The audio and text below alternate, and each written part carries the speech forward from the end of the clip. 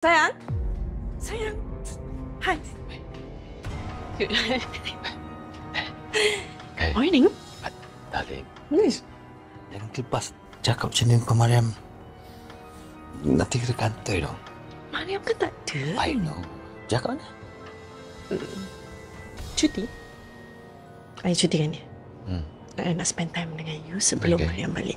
Tapi I rasa tak salah I panggil you sayang. Sebab Sebab mana?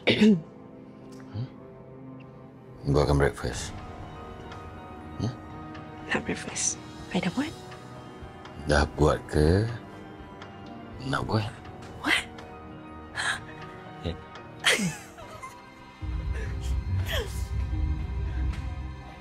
Yeah, sure.